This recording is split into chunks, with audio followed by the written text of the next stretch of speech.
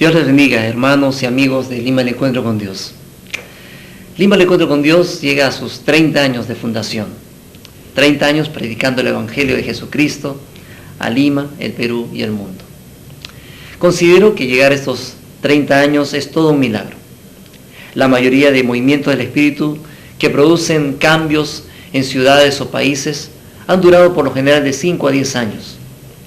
Sin embargo, LED llega a estos sus primeros 30 años de fundado con el impacto de haber crecido de una iglesia con menos de 300 miembros a casi 60 congregaciones y haber llegado a 30.000 creyentes en toda la ciudad de Lima.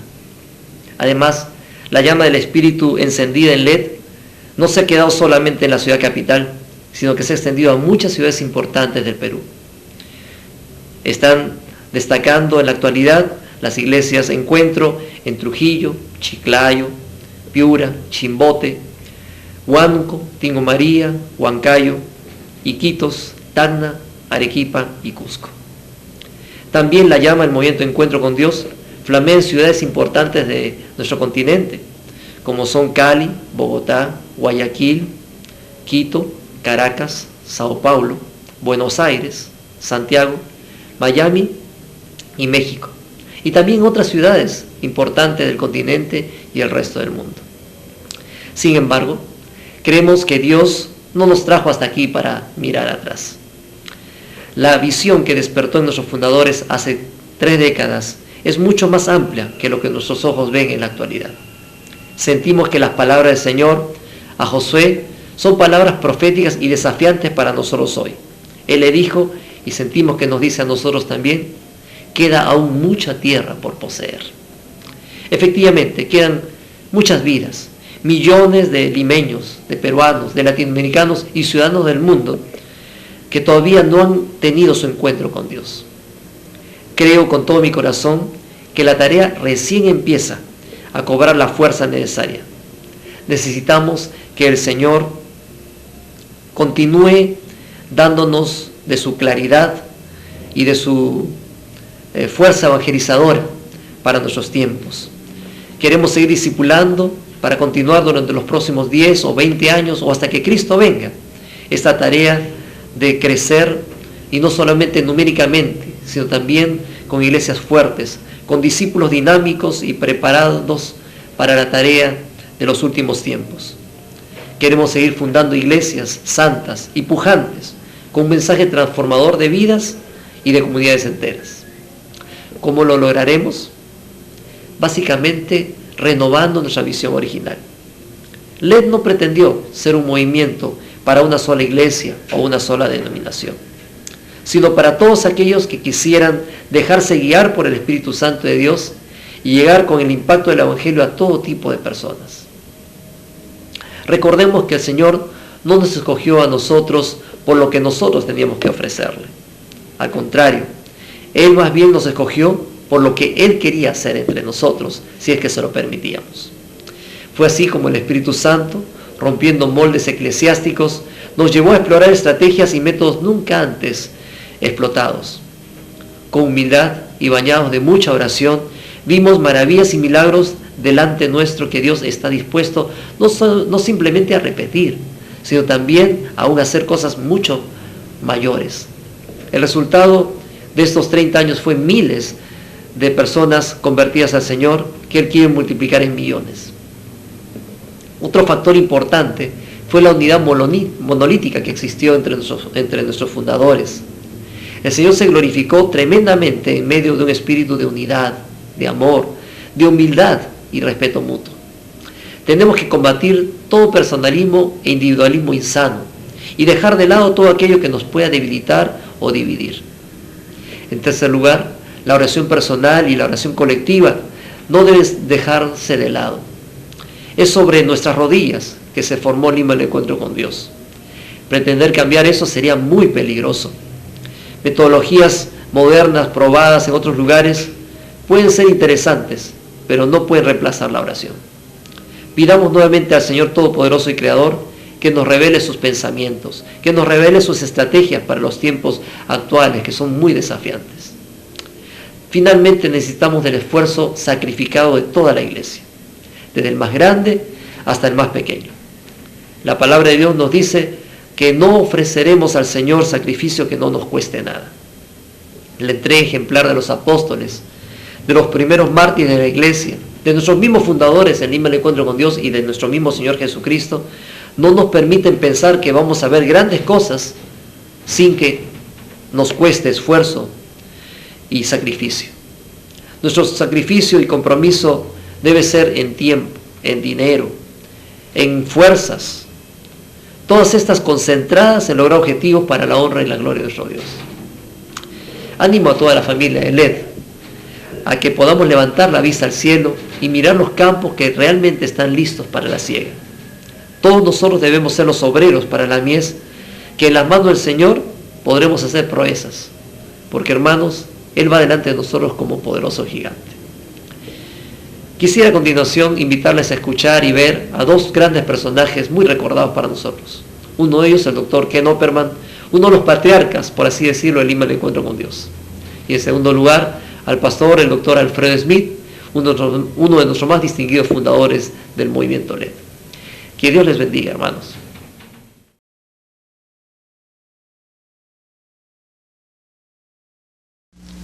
Yo recuerdo cuando Joyce y yo hicimos nuestra solicitud a la misión para que nos enviaran a Brasil.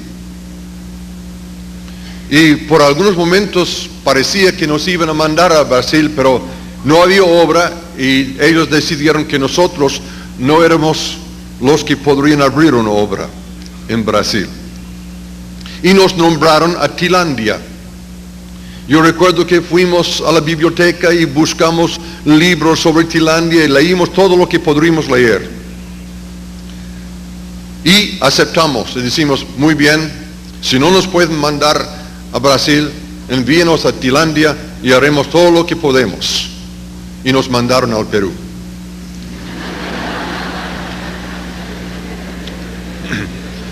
Y cuando nos enviaron al Perú, nos avisaron que querían que nosotros vayamos a Iquitos a trabajar.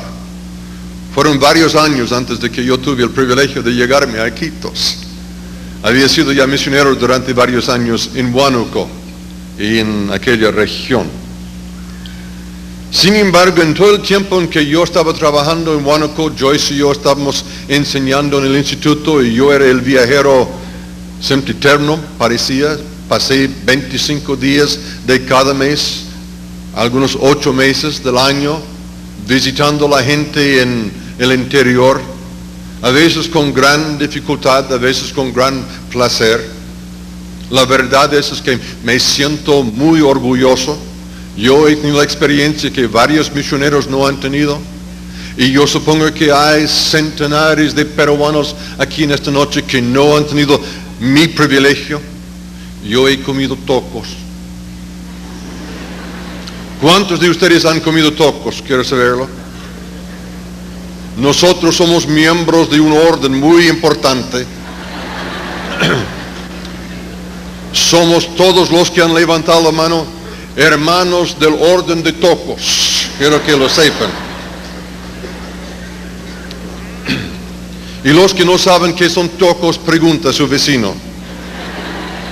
Se lo puede oler 3 kilómetros antes de comerlo. Y pasando el olor, el sabor es magnífico. Me dijeron en las alturas que tocos es una penicilina magnífica. Yo les voy a decir que la inyección, aunque duele un poco, muchas veces es más fácil. Nosotros siempre tuvimos en nuestro corazón el deseo de trabajar en la ciudad de Lima.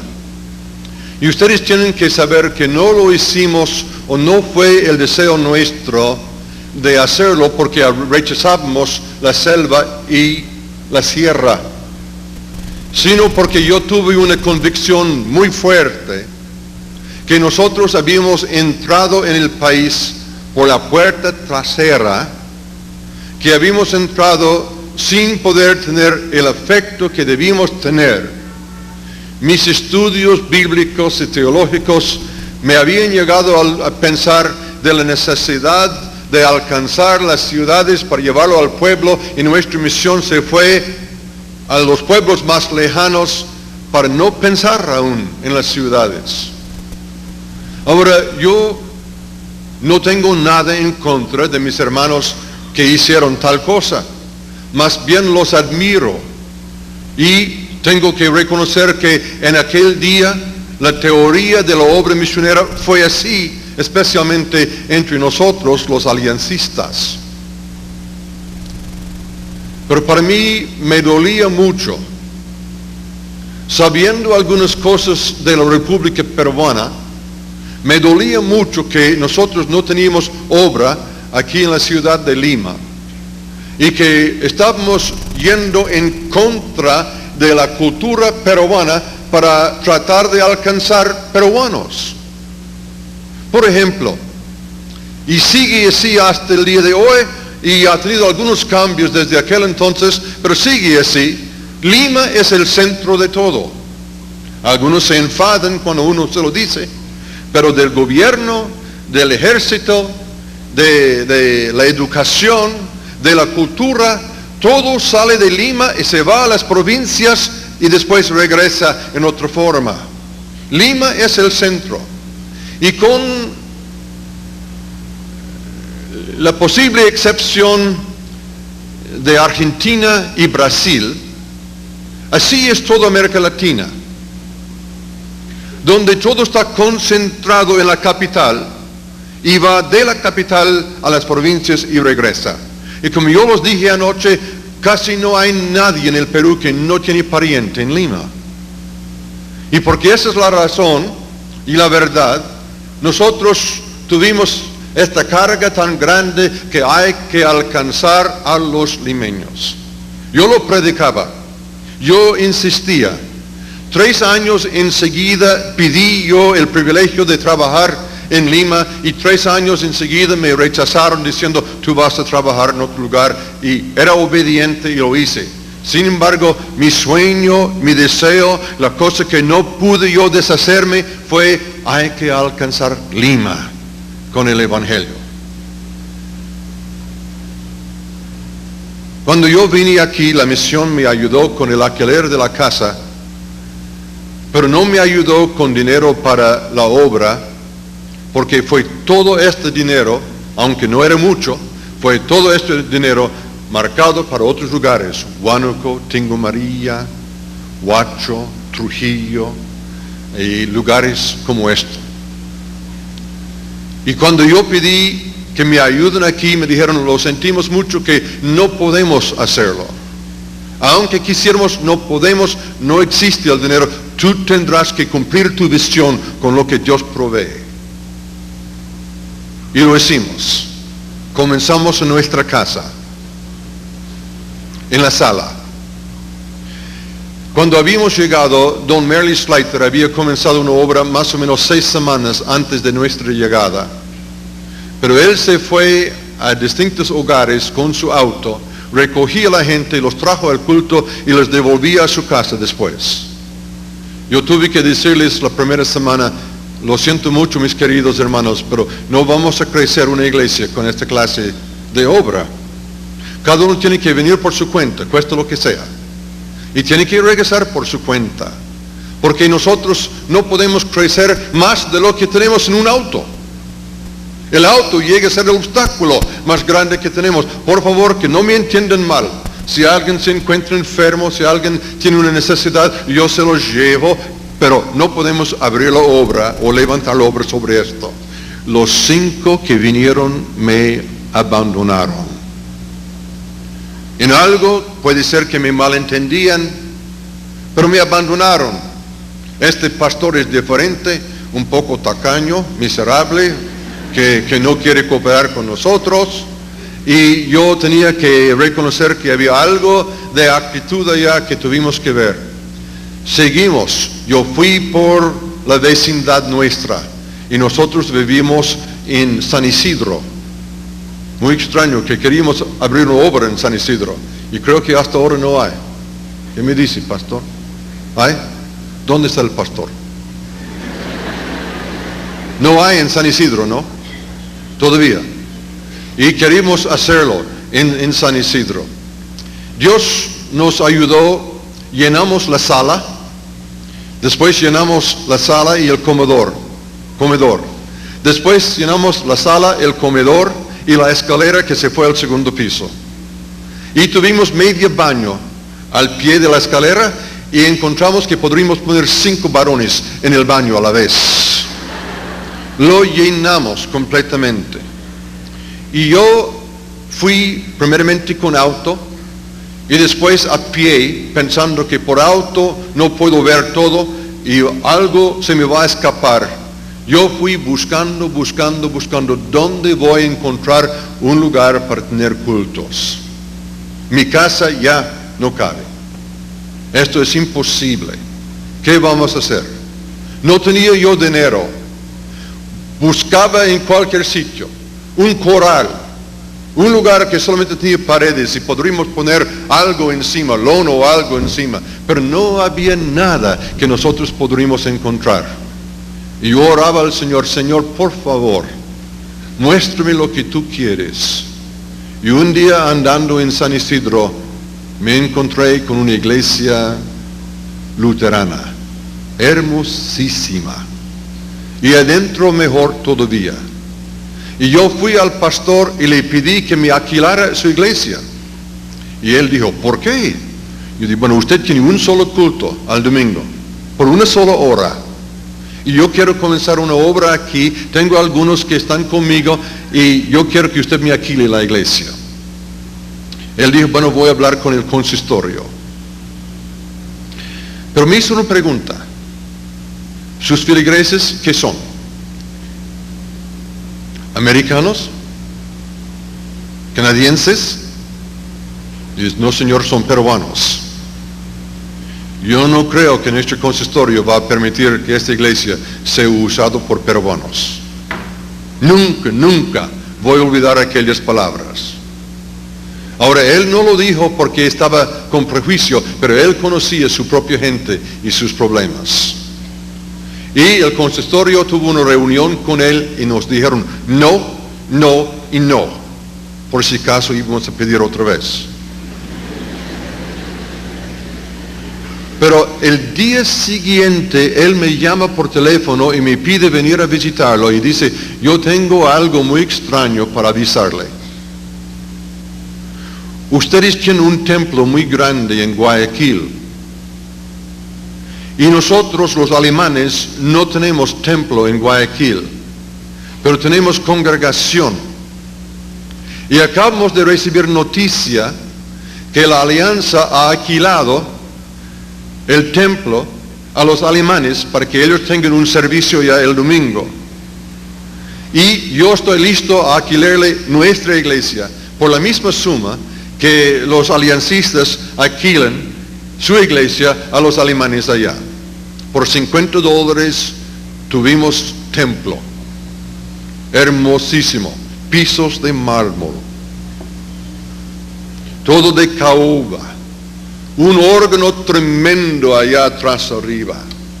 Todo fue fantástico, $50 por mes. Pero no tuve $50. Yo tuve que pedirle si él tendría confianza en mí y le pagaría al fin del mes. Le pagaría 2 meses. El mes que acabamos de usar y el mes que vamos a usar. Y él dijo, su palabra, yo dije, mi palabra. Está bien. Y entramos allá en aquel lugar. Ahora estuvimos allá por largo rato. Y había muchas inconveniencias estando en lugar ajeno, a pesar de lo hermosura que era. Y yo comencé a pedir a Dios, por favor, Señor, dame algo. Dame algo para tu honra y tu gloria. Y mientras que yo estaba orando así, vino a visitarme un americano con su esposa. Y él comenzó a criticarme en forma terrible. Me dijo cosas horribles de mí mismo que yo no sabía.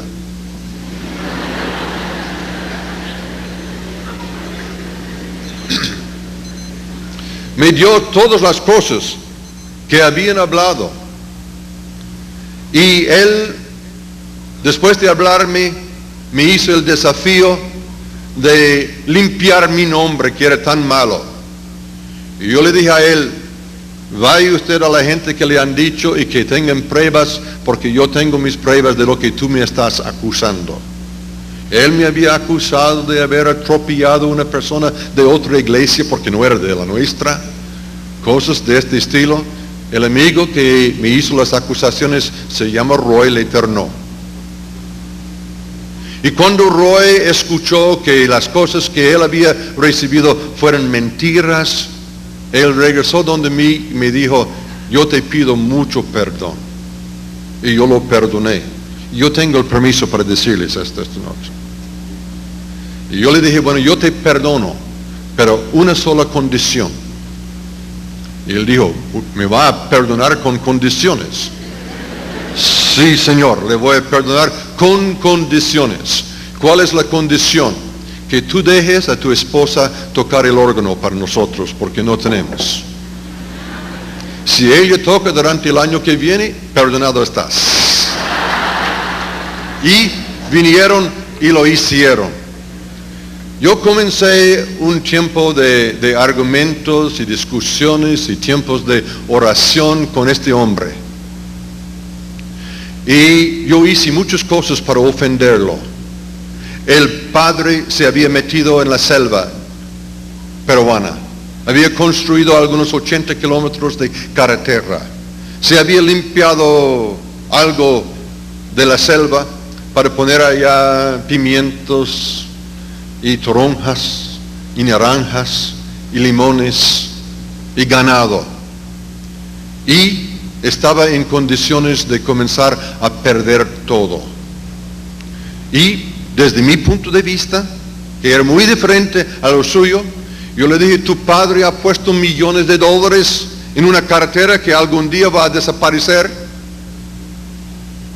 Y debía invertir dinero en peruanos que pueden reproducirse, más peruanos que sean santos a Dios. Él discutía conmigo y yo con él. Y muy pocas personas han convencido a Roy si no quiere ser convencido. Pero finalmente él dijo, si tuviese yo el dinero, yo haría lo que tú dices. Yo le dije, yo tengo un sueño. Yo quiero tener un año de cruzada en Lima. Deseo tener un año de 2 semanas cada mes con un evangelista predicando. Él dijo, ¿tú puedes hacerlo? Dijo, no, yo no puedo hacerlo. Y no quiero hacerlo. Y no debo hacerlo. El que debe hacerlo debe ser un latino.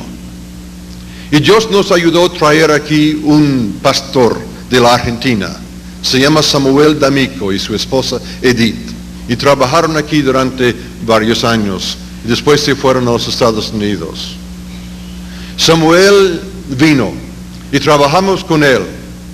Y un día andando por esta calle yo mismo, yo vi una mansión acá. Y la mansión dijo, se vende. Yo toqué la puerta y pregunté si podría hablar con los dueños. Y salió un caballero muy interesante, de todo caballero. Llegué a saber que era el ex alcalde de Lince. Y esta fue la casa del alcalde de Lince. Y yo lo pedí que me vendiera su casa. Y él me dijo, pero tú no puedes comprar mi casa porque mi casa vale mucho. Yo digo, bueno, yo creo que ese es el lugar donde yo debo estar. Yo necesito su casa. Y él dijo, bueno, le va a costar $50,000. Y yo le pregunté, ¿usted habla por papel y firmas o por dar la mano? Y él dijo, ¿por qué? Bueno, yo estoy listo a darle la mano ahora y cumplimos con los papeles después. Y él dijo, ¿qué hace usted? Yo soy un misionero evangélico. Ay, hombre. Bueno, venga usted mañana A lo mejor hablaremos aquel entonces. Yo vine el día siguiente y me dijo, lo siento mucho, pero no puedo venderle la casa. Usted debe comprenderme que yo no puedo. Usted no se da cuenta de cuánto me afectaría si yo le vendo la casa. En aquel entonces había un hombre en la cárcel, en la penitenciaría donde ahora se encuentra el Hotel Sheraton. Y había una mujer en esta iglesia con su marido. Él se llamaba Don Ismael Soto, chino, peruano. Y él fue el subtesorero del Perú. Y ella, la presidente del grupo de damas que apoyaban al presidente Odría en aquel entonces. Y esta gente fueron muy interesantes. Me hablaron de un pariente que era prefecto de Huánuco, prefecto de Lima, que ahora se encuentra en la cárcel. Se llamaba Abelardo Villavicencio. Yo fui a la cárcel a visitarlo. Y había como 1000 hombres en el patio de la cárcel, mirando cuando yo hablé con él. Y yo saqué mi testamento y comencé a mostrarle el Evangelio y predicarle el Evangelio. Cuando terminé, yo le dije, y ahora mi amigo Abelardo, ¿me has entendido? Me dijo, sí, yo te entiendo. Entonces, ¿qué cosa te he dicho que debes hacer? Que debo arrepentirme y recibir a Cristo en mi corazón. Y Él me hará su hijo. ¿Tú crees que esto puede pasar? Sí, Señor, yo lo creo. ¿Tú quieres orar conmigo? Y él dijo, sí. Y antes de darme cuenta de lo que él había hecho, él se puso de rodillas con 1000 reos mirándolo. Pues yo estaba un poco avergonzado. Nunca me había pasado cosa semejante en mi vida. Pero yo puse mis manos por sus hombros y oramos allí juntos. Y él se levantó y dijo, me siento como si fuera nueva criatura. Yo le dije, usted es nueva criatura. Cristo ya mora en su corazón. Y él dijo, bueno, hay problemas políticos conmigo. Probablemente voy a estar 5 años aquí antes de que me suelten. Y esto fue una de las ocasiones cuando yo recibí una palabra de profecía. Y muy pocas veces en mi vida lo he recibido. Yo le dije, antes de que termine la semana, tú estarás en libertad. Este fue un día sábado. El martes él se presentó en un taxi a mi casa. Él no tenía dinero. Yo pagué el taxi. Hice la transferencia del taxi a mi auto y lo llevé a su señora, que no pudo creer cuando lo vio que su marido estaba ya en casa. Y 2 semanas después, Abelardo Villavicencio firmó su nombre sobre un papel que compraba este terreno para nuestro uso. El día siguiente él puso papeles delante de la municipalidad diciendo que pertenece a la Alianza Cristiana y Misionera del Perú. Damos gracias a Dios.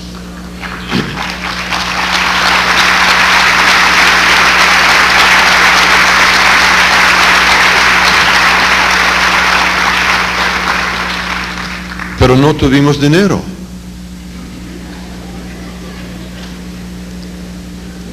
Yo tenía $1000 en mi cuenta, que yo pensaba era una fortuna. Y pagábamos los $1000 con los 45,000 quedantes en 30 días. Yo había llegado a conocer un diputado que era de Maldonado, uno que había buscado oro en los ríos peruanos y se había hecho un poco rico. También se había perdido mucho dinero. Y yo tuve estudio bíblico en su casa. No sabía yo con quiénes estaba yo enseñando la Biblia. Diputados, senadores, algunos obispos, vestidos de civil, que vinieron y yo les enseñaba el libro de Juan. Yo recuerdo el día cuando, antes del estudio que yo llevaba, él dijo, ahora, mis amigos, antes del estudio que Ken nos va a dar, yo quiero que todos ustedes pasen al bar para tomar lo que quieran, porque esta noche se cierra el bar para siempre.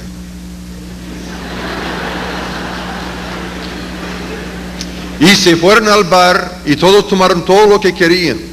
Fue un estudio bíblico bastante interesante.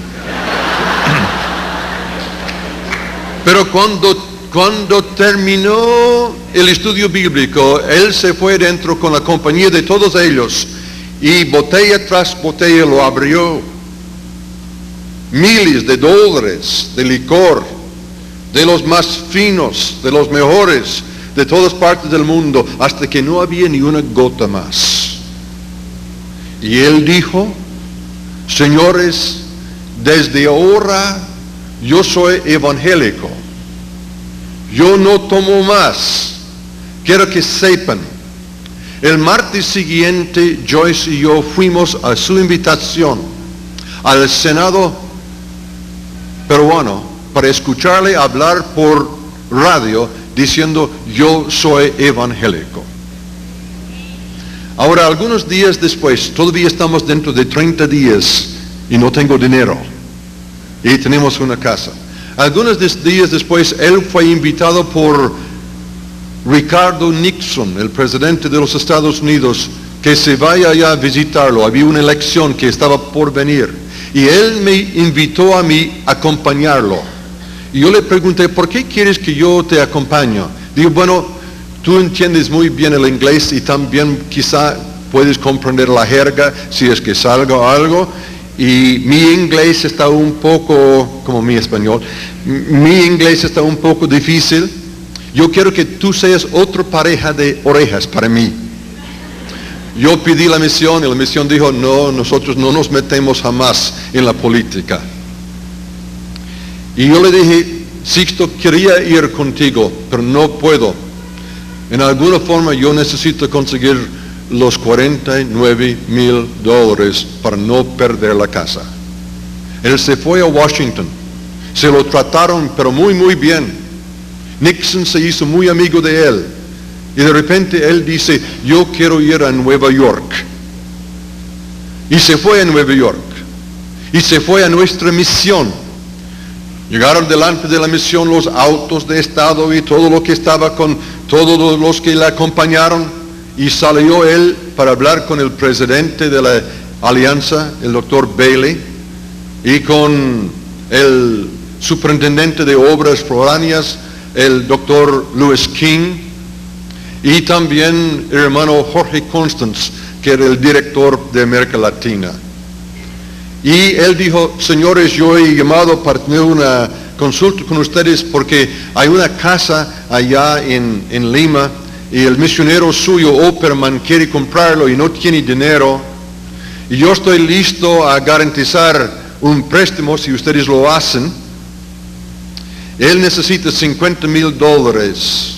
Me gustaría que me escriban un cheque hoy día para llevarlo conmigo mañana cuando regreso a Lima. Y don Jorge Constance le hizo una pregunta. ¿Pero Opperman sabe lo que hace? Y don Sixto Gutiérrez le hace a él una pregunta. ¿Acaso ustedes enviarían a alguien al Perú que no sabe lo que hace? Y algunos minutos después salió con el cheque. Compramos la casona. Más tarde nosotros vimos la necesidad de tener las campañas. Destruimos 2 paredes en la mansión. Fue una mansión de 32 cuartos. Destruimos 2 y tuvimos una capilla para 180 a 200 personas. Y comenzamos la campaña. Se llamaba Operación Evangelismo. Fue para un año, 15 días de cada mes. Y Dios nos dio 1,400 personas que hicieron profesión de fe. Pero no sabíamos nosotros la necesidad o cómo enseñar y profundizar. Y perdimos a muchas de aquellas personas que habían hecho profesión de fe. Abelardo Villavicencio ya está en la presencia del Señor. Ismael Soto y doña Zenobia entiendo que ya están en la presencia del Señor. Dios nos dio gente increíble. Guillermo Mecinas y su esposa Teresita Arce, la Chola Purificación Chauca. ¿Algunos saben quién es? Sí. Ella dijo, nosotros vivimos en San Isidro, ella dijo, yo conozco 2 hombres importantes.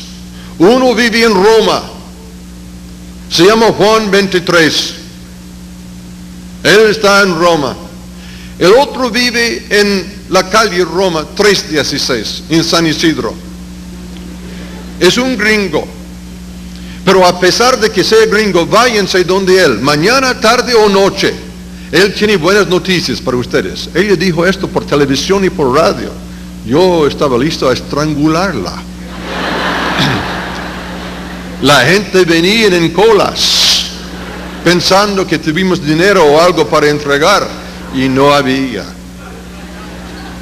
Pero tuvimos el privilegio de guiar a algunos a los pies de Cristo Jesús. Guillermo Mecinas se pegaba a mí en una forma increíble. Llegaba a la casa antes del desayuno. Quedaba conmigo durante todo el día, almorzaba conmigo también. No me permitía tomar una siesta en la tarde, estaba conmigo, me hizo pregunta tras pregunta. Y en la noche él estaba leyendo su Biblia para hacerme preguntas el día siguiente. Fue una experiencia que duró durante varios meses. Yo recuerdo el día cuando yo estaba harto de Guillermo. Guillermo, yo tengo una esposa y tengo hijos. Los quiero mucho, pero los he abandonado por ti. Y tú tienes una esposa muy importante, maravillosa, y tú no estás con ella. Anda, vete a tu casa y no regresa por una semana, por favor. Ya habíamos llegado a conocer el uno al otro, pero Guillermo Mecinas y Teresita Arce llegaron a ser instrumentos en las manos de Dios para hacerme saber que hay una posibilidad de un movimiento en la ciudad de Lima. La experiencia fue para nosotros algo muy interesante. Los hermanos Palma, Ricardo Palma, nieto del famoso Ricardo Palma, de tradiciones peruanas, y su hermano Arturo, decidieron alquilarnos espacio por Radio Miraflores. Fue una experiencia que yo jamás podría olvidar. Me vendieron 15 minutos cada lunes por la tarde. Pero los religiosos se pusieron un poco furiosos con esto. Y se fueron donde ellos para decirles que no podrían seguir haciéndolo. Pero no conocían los Palma. Don Ricardo me llama por teléfono y dice, Opperman, ¿cómo le gustaría tener 3 programas por semana? Y un poco más tarde pusieron más presión todavía y dijeron, ¿cómo le gustaría tener 5? Entonces tuvimos desde lunes a viernes programas llamados Himnos de la Vida Cristiana, mayormente nuestra música y algunas pláticas. Y Dios utilizó esto en una forma maravillosa, a pesar de dejos y de extranjeros y todo lo que había. Dios permitió que fue bendecido. Algunos meses después, había un programa de radio que ellos tuvieron cada domingo en la noche, desde las 10 hasta las 11 de la noche, en inglés. Era un programa de rock and roll. Y yo pensaba que fue para la gente extranjera que vivían aquí en el país. Descubrí que fue para peruanos que hablaban inglés, muchos peruanos que habían estado en los Estados Unidos y otras partes del mundo, y muchos que querían aprender más inglés. Y él me ofreció la hora para tenerlo para programas. Yo le dije, Señor, yo no toco rock and roll y no lo voy a hacer. Yo uso himnos, música sagrada, y si yo tengo la oportunidad de predicar en inglés sin sufrir con mi gramática y todo lo demás en español, yo voy a predicar. Él dijo, haga lo que quiere, con tal que usted llene la hora. Y por año y medio lo hicimos, y muchas personas hicieron profesión de fe por razón del programa en inglés, que a nosotros nos sorprendió. Ahora, varias cosas pasaron con nosotros en aquel año. Yo recuerdo un día hablando con Samuel D'Amico, porque yo había recibido un presentimiento que algo malo iba a pasar. Y le dije, Samuel, protégese, protege a su señora y a sus hijos. Yo tengo un presentimiento que algo mal va a pasar. Y no sé por qué yo pensaba que era para Samuel, pero no fue. Un día yo volaba a pedir de la misión de aquí a Huánuco. Cuando llegué a Huánuco había una palabra diciendo, regrese usted a Lima inmediatamente, su señora está muy mal. Y cuando regresé, encontré a mi esposa bastante enferma y se había vuelto ciego. Tenía 2 enfermedades, según el doctor acá, histoplasmosis y toxoplasmosis, y me dijeron que no hay esperanza para ella. La llevé al hospital presbiteriana en Nueva York, y allá en el hospital el mejor médico en cuanto a esas enfermedades que hay en los Estados Unidos la vio y la atendió y me miró a mí y me dijo, mi amigo, lo siento mucho, pero su esposo va a morir. Algunos días después, él salió de su habitación de mi esposa, me encontró a mí afuera y me dijo, Opperman, su esposa no va a vivir hasta mañana. Esta noche va a morir. Y cuando yo entré en la habitación, Joyce me miró y dijo, ¿has hablado con el médico, no? Y yo dije, sí, pero ¿por qué? Dice, bueno, yo lo puedo leer en la cara. Y él no me da esperanza, ¿cierto? Yo dije, sí, es la verdad, mi amor. Dice, pero yo voy a sanar. Cristo me ha dado su palabra. Voy a sanar. Y voy a sanarme rápido. Yo quedé con ella durante varias horas aquella noche y finalmente regresé a mi habitación para dormir un poco. Y en la mañana, cuando el médico vino a verla, estaba sorprendido de encontrarla viva.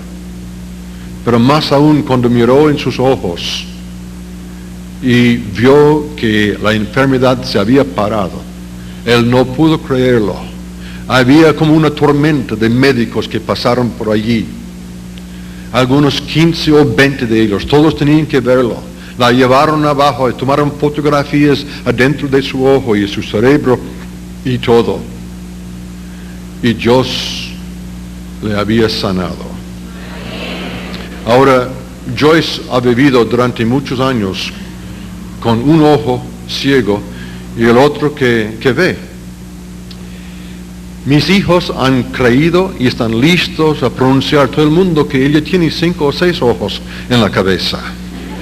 No podían escapar nada, ella sabía y vio todo. Pero fue un choque para no avanzar la obra que nosotros hicimos.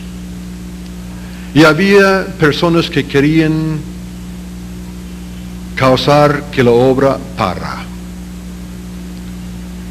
Y finalmente yo tuve que hacer una promesa a varias personas. Si nos permiten terminar las campañas en Lima, yo saldré para no regresar y no molestar a nadie más.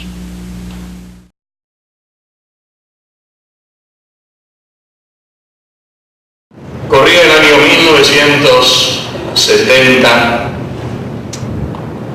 Estábamos orando con mi esposa porque Dios nos orientase, puesto que estábamos viviendo algo de lo que acabo de leer. Siembra y cosechas que no nos satisfacían plenamente. Seguimos adelante, miramos hacia el Señor y recordamos ir andando y llorando el que lleva la preciosa simiente. Ir andando y llorando el que lleva la preciosa simiente, mas volverá a venir con regocijo trayendo sus gravías. Siempre había soñado en lo íntimo del corazón con una iglesia que hiciera impacto en la comunidad. Pero Dios me permitió ver una iglesia. Tenía una planta baja, una mezanina, mucha gente que estaba haciendo impacto. Era el año 70 aproximadamente. Era la iglesia Lince. Yo estaba en Buenos Aires.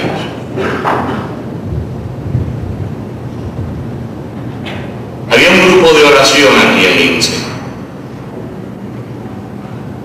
de anónimos. ¿Para qué hacer nombres? Algunos se han ido a la presencia del Señor de ese grupo.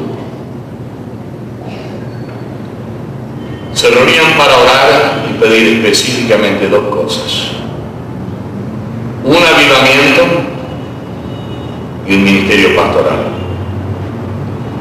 Hacía 2 años que no tenían pastor. El pastor D'Amico, del cual nuestro hermano Opperman nos ha hablado, se fue en el año 64.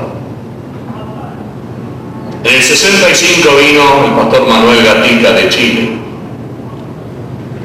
y acompañó a esta congregación durante esos años hasta el año 70. El año 71 y el 72 fueron años de vacío pastoral, no hubo pastor. Aquí estaba la casona, de la cual ya no he ido a hablar. Y recuerdo la primera asamblea que debía presidir, tenía 117 miembros con voz y voto, y una asistencia regular de 200 personas a la mañana. Por la noche las cosas cambiaban. Era una asistencia muy radiada que no llegaba escasamente a 90 personas. Me acuerdo cuando llegamos a Lima, de ese grupo de oración, María Flores. No sé si la van a María Flores todavía bien. Moisés Aldana ya se fue al cielo. Pero hay varios nombres por allí que podría mencionar, de personas que oraban antes de las reuniones, durante las reuniones, después de las reuniones. A veces en las casas. Y me enteré que durante 2 años este grupo de hermanos anónimos oraba pidiendo: Señor, necesitamos pastor y necesitamos un avivamiento. La ciudad está creciendo a un paso acelerado y la iglesia no está logrando impactar como debía. En el año 73 vinimos a Lima. Durante 2 años estuvo orando y se nos invitó a considerar la posibilidad de tomar el pastorado. 10 años antes, 1963, Dios me había dado la oportunidad de hacer mi primer viaje al Perú, precisamente bajo la invitación del pastor Samuel D'Amico. Ahí conocí Iquitos, Tamuchiaco, Mangua, Gallito. Si hay quiteños saben de qué estoy hablando. Conocí Tigo María, Bellos Rondos, Palo Acero, Aucayaco. Conocí Guano, Valle, Ambo, Managua. Conocí Puerto Chicago, Trujillo, Chimbote. Por cierto, Lima fue mi primer encuentro con el Perú. Empecé a descubrir algo que profundamente en el corazón hacía mucho tiempo quería encontrar. Tierra fecunda. No tenía quejas necesariamente contra mi gente, pero había algo que faltaba. Tierra fecunda. Debo confesar que me sentía un poquito cansado del camino duro y trajinado y de las aves que se comen la semilla. Me sentía un poquito frustrado con esa semilla que cae en pedregales y la quema el sol. Me sentía frustrado con esa tierra que aparenta fecundidad, pero que lleva la malicia y la maldición de la cizaña en sus entrañas, bien oculta, y que luego cuando la semilla comienza a germinar la asfixia. Confieso, estaba un poquitito sobrecargado con eso. Cuando llegué a Lima encontré que habían oídos para oír, mentes abiertas a la palabra de Dios, corazones dispuestos a obedecer la palabra de Dios.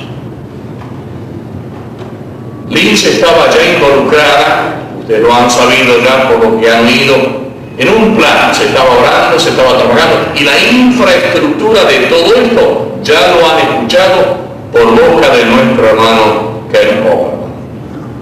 Yo ahora entro de lleno a lo que es Lima, al encuentro con Dios. Qué lindo ver un grupo de oración. Hermanos sencillos, pero dispuestos a creer y a hacer. Qué bendición. No hay muchos que están dispuestos a creer y a hacer. Conozco el continente, como diríamos en buen romance español, de cabo a rabo. Y en el Perú existen condicionantes muy peculiares que hacen de este pueblo un pueblo que Dios puede bendecir grandemente y usar para su gloria como pocos. Para mi sorpresa y satisfacción encontré un pueblo donde la semilla estaba cayendo en tierra fecunda. No uniforme, 100, 60, 30, sí, había variantes, pero había fecundidad. Recuerdo cuando comenzamos a trabajar un grupo muy precioso de hermanos. Me alegro que esté Juanito Gutiérrez aquí esta noche. Qué sorpresa verlo a Juanito, está ahí atrás, ¿no es cierto, Juanito? Levántese, Juanito, póngase en pie, a ver, póngase. ¿Lo ven a Juan? ¿Ven ese hombre que está ahí? Es más viejo de lo que ustedes creen. Muy bien. Juanito fue un hombre de Dios que Dios puso a nuestro lado. Yo me acuerdo en esa casona nos poníamos a presidir y a predicar, y estaba ahí Humberto Lai y Juan Gutiérrez. Y Juan Gutiérrez y Humberto Lai, para ayudar a la plataforma, que era un buen equipo. Me acuerdo que Humberto Lai oraba 7 minutos, 7, 8 minutos sin parar. Yo que decía, hermano, haga las oraciones más breves. Y Juanito anunciaba el himno 112 y salía cantando el 121. Siempre me acuerdo cuando iniciamos temerosa y temblorosamente esas primeras audiciones por Radio del Pacífico, con la voz radiofónica de Reinaldo Aragón, que anunciaba el himno al encuentro con Dios, con la música de Éxodo detrás. Qué lindo. Se grababa el cántico congregacional con micrófonos que apuntaban hacia la congregación, y luego salía a la 1:30 por Radio del Pacífico. Siempre me acuerdo una mañana, alguien, vaya a saber quién, dio vuelta a los controles. Y entonces el hermano Humberto estaba presidiendo, y Humberto no es Tito Schipa ni tampoco es Plácido Domingo, no le llega muy cerca a estos cantores. Y pobrecito, le habían invertido los controles, y en lugar de tener los micrófonos abiertos a la congregación, los habían cerrado, y Humberto cantó un solo de 5 estrofas por Radio del Pacífico. Usted se imagina cuando Humberto descubrió que había cantado un solo de 5 estrofas por Radio del Pacífico, estuvo una semana sin dormir. Esas cosas pasaban en ese tiempo. Pero había ese fermento de oración, de búsqueda de Dios, de querer hacer. Los jóvenes servían, salían a las plazas, predicaban. Recuerdo que a los pocos meses de estar aquí comenzaron a organizarse células de oración. Y para nuestra sorpresa, tan pronto organizamos las células de oración, cada domingo habían decisiones de fe, 20, 30, 40 decisiones por fe, y éramos un grupo que no pasaban 200 personas, imagínense. Empezamos a asustarnos. Don Eugenio Kelly había llegado de Colombia, Ricardo Abrams estaba aquí trabajando en todo lo que era publicidad y propaganda, don Federico Kowalczuk nos estaba ayudando en forma generosa en los servicios y el trabajo. Y paulatinamente vimos como un equipo ganaba empatía y llevaba adelante el trabajo. En el mes de octubre se lanzó la primera campaña que se tardó un año en programar, prácticamente. El primer orador, el primer predicador fue Francisco Pérez, que venía del Uruguay. El segundo fue don Jorge Rolando Pichardo, dominicano. Digo bien, dominicano. Siempre recuerdo a don Jorge Rolando Pichardo porque un buen hombre alto, caribeño, clásico, empezó hablando bajito, así como estoy hablando ahora. Que el Señor nos continúe bendiciendo. No sabíamos nada de él, más que algunas referencias. Y recuerdo cuando don Eugenio Kelly le preguntó al hermano Pichardo, y hermano Pichardo, ¿cómo está usted? Bien. ¿Tiene familia? Sí. ¿Cuántos hijos?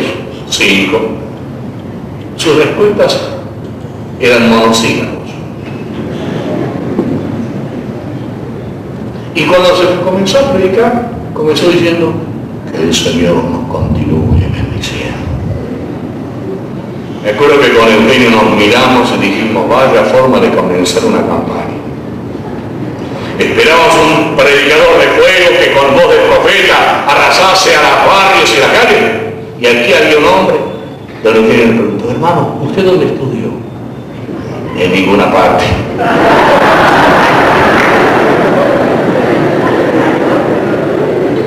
Eugenio me miraba a mí, yo lo miraba a Eugenio y no decíamos nada, lo pensábamos todo. ¡Qué sorpresa! Cuando ese hombre comenzaba a predicar y levantaba velocidad, como Dios comenzó a usar. Fue uno de los hombres quizá más usados en las campañas de Lima de Encuentro con Dios. Detrás de él vino Apolinario Payamilla, de Chile. Detrás de él vino Guillermo Hitz, de la Argentina. Detrás de él Carmelo Terranova, también de la Argentina. Y luego vinieron otros. La lista es larga, uno puede mencionar, y si están los veteranos recordarán, don Ángel Bonatti, viejo batallador del Evangelio. Gerardo de Ávila, elocuente predicador. Guillermo Villanueva de México, en fin, la lista es larga. Comenzaron las campañas evangelísticas, 15 noches por mes durante 15 meses. En Argentina yo había aprendido algo. Mientras estaba trabajando en Buenos Aires, el programa de instrucción teológica había abierto lo que se llamaban cursos por extensión. Y allí Dios me dio la visión de lo que más tarde se implementaría aquí en Lince, que se conocería como Academia Bíblica. Con el plan de evangelización del cual nuestro hermano Germán ha hablado y la complementación de la Academia Bíblica, se lanzó un trabajo fenomenal, intensivo. Terminaban las campañas de evangelización y comenzaban las academias bíblicas. Terminaban las academias bíblicas y comenzaban las campañas de evangelización. Terminaban las campañas de evangelización, comenzaban las academias bíblicas. Y hace 15 meses. Nosotros vivíamos aquí en el edificio de al en el segundo piso. Nuestro dormitorio daba hacia la casa de un vecino que ya también ha partido la eternidad. Tenía 4 perros.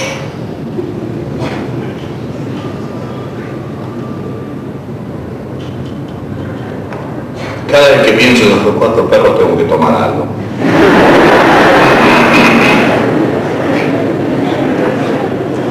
Dos eran barítonos. Uno no sé, creo que tenía la voz desafinada, y el otro era un tenor. Usted se imagina, después de una jornada intensiva como la que estamos describiendo, ir a las 12:30, 1 de la mañana a dormir, encontrar que las ambulancias salían de aquí enfrente. ¿Se acuerdan que era Santa Mónica? Bueno, no sé lo que es un santo de esto. Salían y empezaban la bocina, el claxon, la sirena de la ambulancia. Y los perros dijeron, hay que cantar. Y comenzaba el cuarteto. Uno daba la nota de arranque, los otros 3 y más media hora cantando. Hacían vocalización, precalentamiento, buscaban las notas agudas, las más bajas. Era la 1:30, 2 de la mañana, íbamos al teléfono, decíamos, doctor, ¿puede hacer algo para callar a sus perros? El hombre se había tenido que levantar, ponerse su bata, atender el teléfono, no estaba de muy buen humor y a veces nos decía cosas. Pero era imposible. Esto duró meses. Era el tiempo del gobierno revolucionario de las Fuerzas Armadas.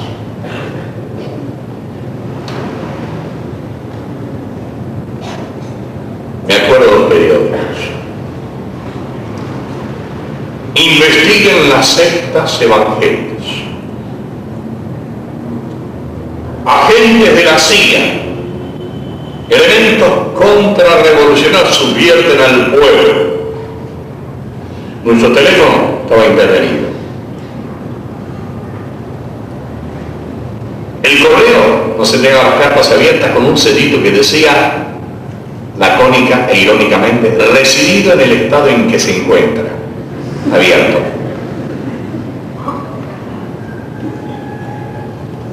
Sabíamos que estábamos involucrados en una tarea espiritual muy fuerte. Me acuerdo que teníamos un auditorio, teníamos un grupo de 45 hermanos, yo tenía clase de caballeros, y fueron tiempos de grandes conflictos espirituales, donde Dios comenzó a dar de sus dones en forma muy especial. Dios da los dones en la medida que los dones son necesarios, no lo dan como juguetes para entretenernos. Y yo recuerdo cuando Dios nos dio discernimiento de espíritu. Yo tenía un grupo de 45 personas allí, algunas cuales no conocía. Esa gente se hubiera estado. No me pregunte cómo sabía, no sabía. Y es cierto. Sabíamos que estamos siendo vigilados por todos lados. Más tarde, cuando entró el gobierno de el arquitecto Belaunde, eso salió a la luz y se supo porque aún se dijo por televisión, de cómo el correo estaba infiltrado, las llamadas telefónicas. Nosotros vivimos todo eso. Perros, prensa. La prensa salía, y me acuerdo que durante una semana salíamos en los primeros titulares. Ponían una cruz y en el centro ponían CIA, Central de Inteligencia Americana. Pastores extranjeros vienen con el pretexto de religión para lavar el cerebro del pueblo peruano. Eso es interesante cuando te sale en la primera página. Eso se siente importante. La gente venía a la iglesia a ver a los agentes de la CIA. Y saben una cosa, escuchaban el mensaje y se convertían.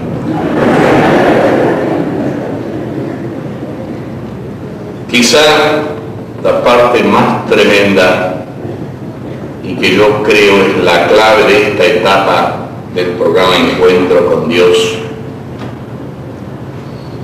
es cuando en la tercera campaña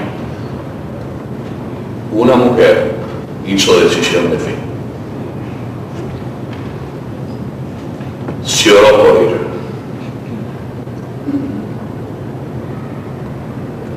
Volvió a su casa.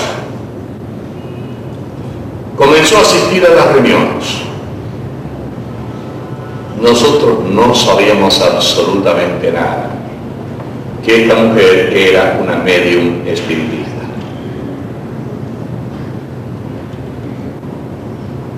Una noche me llamó, desesperada.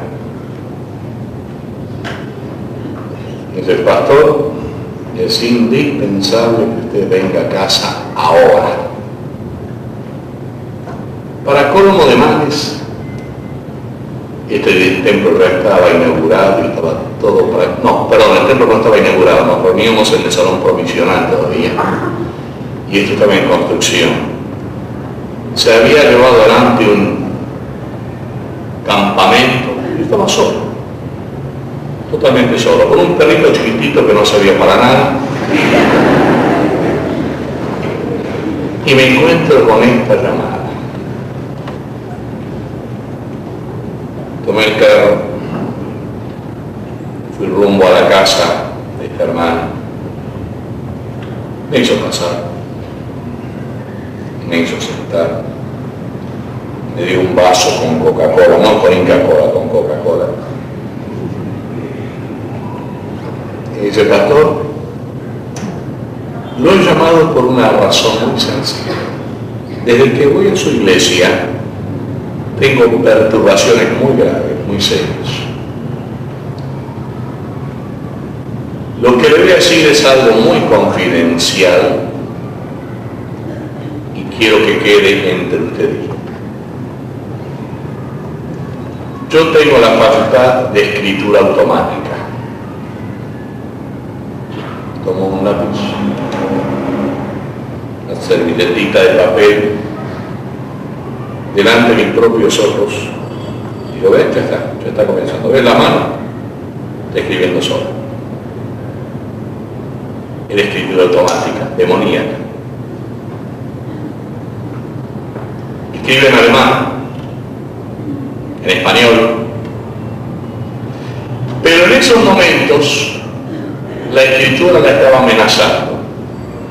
Decía: maldita, te mataremos. Hasta allí esta mujer había recibido escrituras que le invitaban a portarse bien, profesar su religión, que en ese momento era la ciencia cristiana, que nada tiene de cristiana y menos de ciencia. Cuando esta mujer entró en trance delante mío, debo confesar que me tomó con la guardia baja. Conozco muchos pasajes bíblicos de memoria. Casi sin darme cuenta, descubrí que mi mente había quedado blanqueada.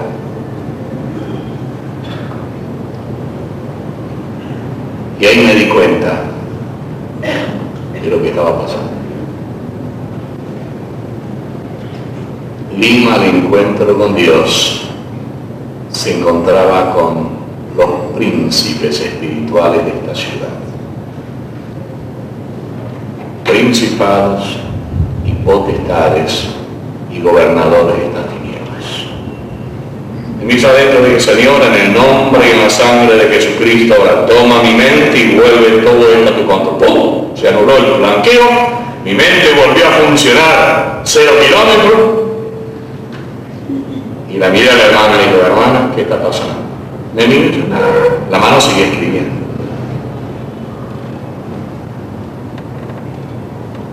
Dije, ahora en el nombre del Señor Jesucristo te reprendo, espíritu de iniquidad. La mano se paró. La mujer estaba temblando de pie a cabeza.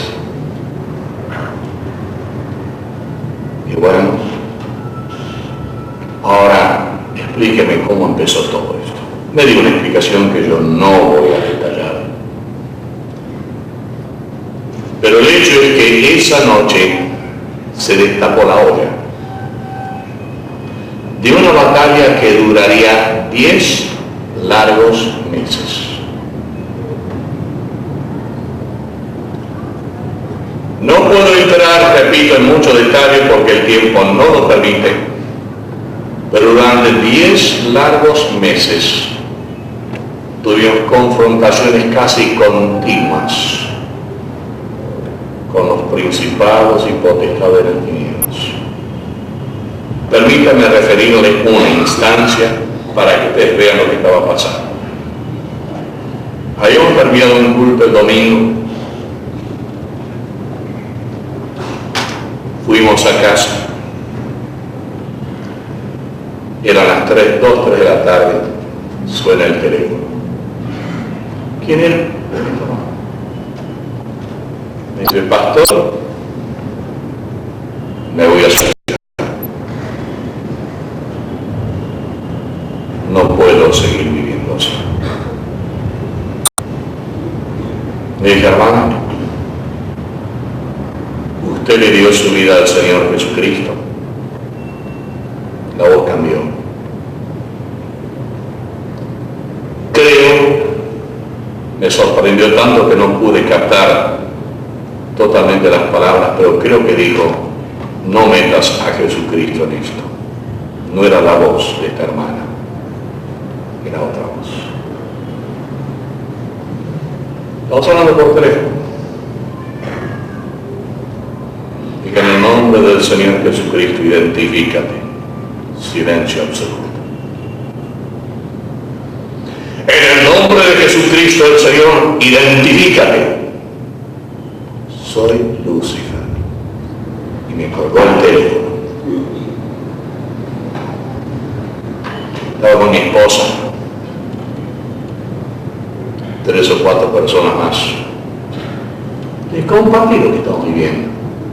Orábamos, era tiempo de oración, ayunos, batallas, perros, prensa, radiofonía. Esos días fueron terribles. Me acuerdo como Dios nos permitía ver gente posesionada, podíamos ver posesión demoníaca, no hacía falta que nos dijeran, lo podíamos ver. Fueron dones del Espíritu Santo que Dios dio en ese momento para esa hora precisa. Repito, Dios no da dones como juguetes para entretener a la carne, da dones como herramientas para el ministerio efectivo de la iglesia. Amén. Recordemos eso. Porque hay gente que quiere dones como juguetes. No. Esos fueron dones que Dios dio en su momento para esa hora oportuna a fin de cumplir una tarea específica. Recuerdo muy bien esa tarde porque 3 horas más tarde esa mujer volvió la mano y dice, pastor, perdóname, yo no sé por qué le colgué el teléfono. Fuimos a la casa con otro hermano, las batallas seguían rugiendo, oramos, demandábamos liberación de la casa. Todo lo que ustedes ven en estas películas de la televisión se vive en esa casa. Cosas que volaron, ruido raro. Espero que nadie tenga sueños macabros esta noche. Pero todo eso se vivía en la casa.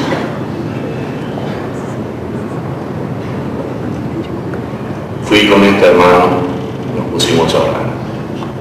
Ahora no vuelvo en trance. A tu pastor y a tu amigo le vamos a hacer una jugarreta. Y dicho y hecho. El hermano le bajaron las 4 llantas. Y cuando yo volví a la oficina me habían robado la máquina de escribir. Yo estaba muy enojado.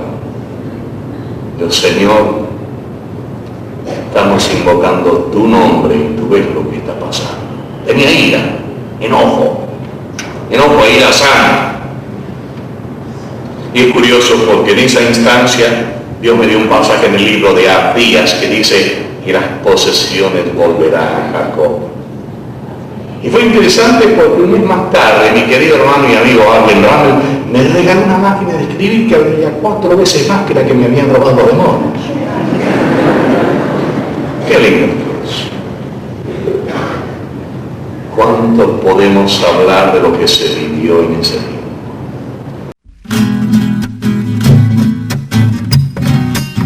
Estos son los misioneros criollos para cantar su canción. Benditos los pies de aquellos que anuncian la salvación. Benditos los pies de aquellos que anuncian la salvación. En costa, montaña y sierra llevan la voz de Dios. Por costa, montaña y sierra llevan la voz de Dios a los pueblos perdidos que claman por redención, a los pueblos perdidos que claman por redención. Vamos ahora, hermano, a proclamar de su amor. Vamos ahora, hermano, a proclamar de su amor. Cristo viene pronto y a su pueblo llevará. La Iglesia Alianza escucha muy clara la voz de Dios, y es que la mies es mucha. Vamos, hermano, pasa la voz.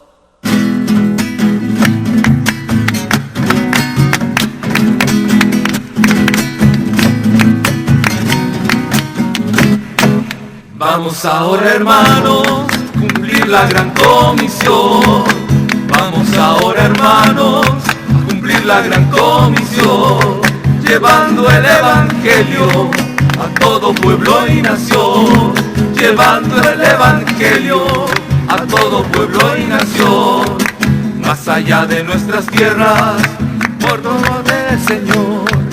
Más allá de nuestras tierras, como lo ordena el Señor. Y por todo el mundo, y el evangelio anunciar. Y por todo el mundo, y el evangelio anunciar. He aquí, Señor.